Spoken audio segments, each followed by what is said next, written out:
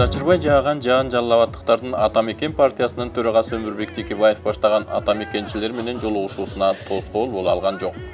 Жаандан коргонгону минтип коргонуп, коргоно албаганы жөн гана агылып келип жатып стадионго 7000ге чукул адам топтолду. Адегенде эле апрель жана июнь айларындагы окуяларда курман болгондорго багышталып Куран окулду. Албетте, жаңы заманга умтулуу, жаңы системаны куруу оңойго турган жок. Бул багыттагы олуттуу түйшүк Атамекен партиясынын мойнуна түшкөнүн булгунку жыйындын катышуучулары терең ынаным менен кабыл алышты.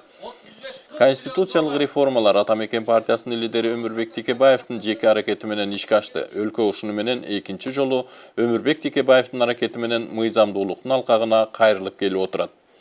Кандай болгон күндө да тартип, мыйзам биринчи орунга чыгышы керек.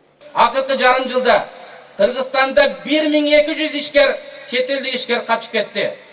110 000 деген жумуш орундары жабылды. Анткени Кыргызстанда мыйзамсыздык өкүм сүрүп отурат. Анткени рекетчилик, рейдерчилик басып алуу өкүмчүлүк болуп атат. Мындай шартта бир дагы экономика өнүкпөйт. Мына ушундай кырдаалда биз кылмыштуулукка, криминалга согуш жарыялайбыз. Ашуусун кар басып калганына, жолдун узактыгына карабастан, узак жол басып келген тогуз-торолуктар биринчи кезекте партиянын идеясын, алдыга койгон максаттарын колдой турганын айтышты. Ушул Жалал-Абад элинин демине дем кошолу, күчүнө күч кошолу, акылына акыл кошолу деген ниеттилик менен келдик. Менимче бүгүнкү майрам ушундай абдан көтөрүлүнкү, чын дили менен жаан жаап турса дагы рызкы себеледи деген ниеттиликте өттү деп эсептейм. Атамекен партиясы алдыга койгон максаттардын эң олуттууларынын бири айыл чарбасын өнүктүрүү, дыйкандарга мамлекеттик жардам көрсөтүү экени Өмүрбек Текебаевдин сөзүндө айтылды.